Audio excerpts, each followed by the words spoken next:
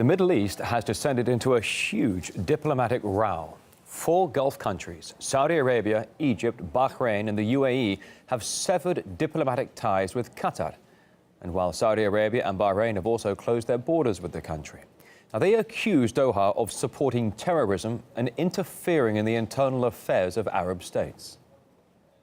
In order to protect our national security from the threat of terrorism and extremism, the Kingdom of Saudi Arabia has decided to sever diplomatic ties with Qatar. The government of Egypt has decided to cut diplomatic ties with Qatar towards Egypt, and the failure of all attempts to discourage Qatar from supporting terrorist organizations. Due to Qatar's persistent attempts to destabilize security in Bahrain and interfere in our internal affairs, and due to media incitement and support for armed terrorist activities and the financing of groups associated with Iran, the government of Bahrain has severed diplomatic relations with Doha. Saudi Arabia, via its state-run press agency, said that it has pulled all Qatari troops from the ongoing war in Yemen, with accusations that Doha supports al-Qaeda and Islamic State terrorist groups. The statement was timed with a previous announcement by Bahrain, and the countries are halting air and sea traffic to the country. Egypt also announced the closure of its airspace and seaports for all Qatari transportation to protect its national security, the Foreign Ministry said in its own statement. Etihad Airways, the UAE's flag carrier, said it would suspend flights to and from Qatar beginning Tuesday morning. Qatar hosts the U.S. military's Central Command and some 10,000 U.S. troops, with American forces using its air base. The Associated Press said there was no immediate response from the Pentagon on the situation, and there was also no immediate response to the accusations available from Doha, according to Al Jazeera. The spat comes after Qatar's state-run news agency was reportedly hacked. And following the breach, comments attributed to Qatar's emir were published, in which the country's leader expressed support for Iran, Hamas, Hezbollah and Israel. He also suggested U.S. President Donald Trump may not last long in power. Well, Qatar's government denied the comments were made and branded the entire story as fake news. Well, let's discuss this further now. We can cross live to Middle East analyst Marwa Osman joining us here on RT International. Good to see you today, Marwa. Qatar is being accused of supporting terrorist groups and destabilizing the region. Now, what's behind these accusations? I suppose, why are they only surfacing now? Well, they started surfacing to begin with in 2011. We'll talk more about that, but I think that people who are harboring terrorism are now accusing other people who are also harboring terrorism of harboring terrorism. That should be a punchline of a very serious joke, but it's not. It's very risky. It's very challenging for the entire region. And I think we started really feeling the heat between both Qatar and Saudi Arabia since 3 months ago, when the affiliates that are being funded by both states started bickering and fighting and killing each other in Syria. That was the first mark that started that drop or war of words between them, which concluded in what happened today.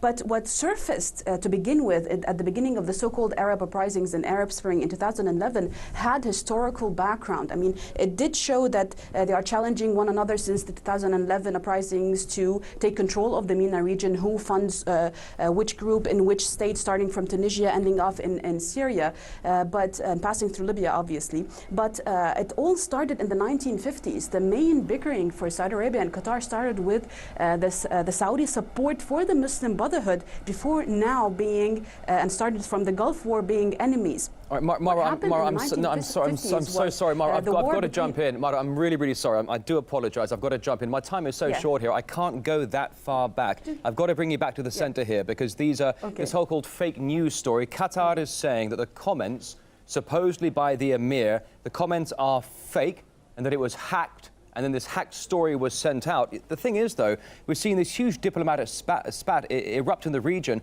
The entire rest of the Middle East, or certainly most of them, seem to be taking this story seriously. Qatar says it's a fake news story. The comments are not true. Where does the truth lie in this?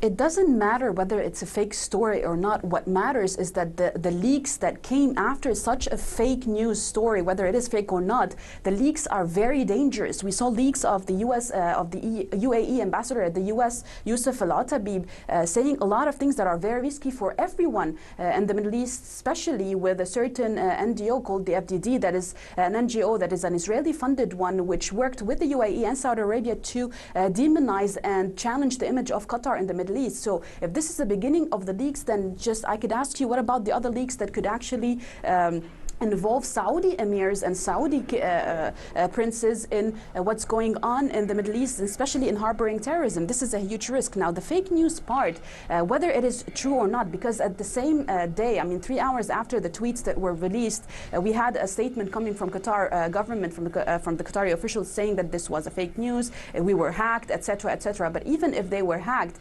the media, the GCC media, especially the Saudi and UAE media, did not even wait. They were just standing at the tip of the toes waiting for something like this to happen, and they started a media war, a frenzy that is unending. Something is brewing here. Something is, indeed, something is brewing here. Because now some are already saying there's some sort of scapegoating going on, potentially. Saudi Arabia has been repeatedly accused of sponsoring terrorism alongside Qatar. Is this a bid to shift the focus to Doha, do you think? Because the WikiLeaks in 2014 leaked Hillary Clinton's emails where she said both Qatar and Riyadh are supporting ISIL. Are harboring terrorism, yes, but the evidence, to back this with more evidence, you could look at the terrorism report that was banned from being released in the UK just yesterday, because it spoke directly against Saudi Arabia and pinpointed Saudi Arabia to be funding and supporting force for terrorism in the Middle East and elsewhere. That is one of the evidences. Yes, they are trying to pinpoint Qatar as being the sole terrorist harboring nation in the Middle East, but that's not true. I heard today, I saw a tweet by a Saudi official actually accusing Qatar of helping Houthis in Yemen. And just yesterday morning, 3 or 4 Qatari soldiers were killed on the borderline with Yemen by Houthis. I mean, that doesn't add up.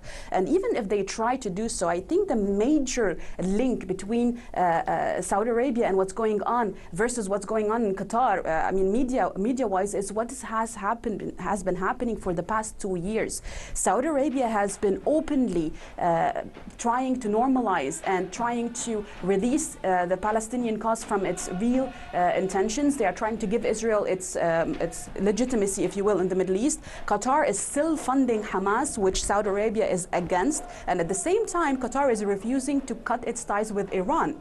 Cutting ties with Iran means at the same time being part of what Saudi Arabia is harboring in the Middle East, and they refuse to do so because they do have strategic goals with Iran to begin with, and Saudi Arabia doesn't like that because, let's face it, they say it's Iran that's meddling in. And we did also see that from Saudi officials just this morning, saying that, look, Qatar is the son of Iran, and Iran is trying again to meddle in. It's just so complicated, yet it's very clear what's happening here. Either you follow us, either you are part of the GCC, or you will be out, and we will all cut our ties with you, cut our diplomatic ties, and even maybe stop the economy. They can go further on and to create some sort of an uprising to try to overthrow the government and the emir. Well, it seems, Mara, that the spat is only now just getting underway, so we'll see how the next 24, 48 hours do unfold. A Middle East analyst, Mara Osman, thank you very much for joining us here on RT today. Appreciate it.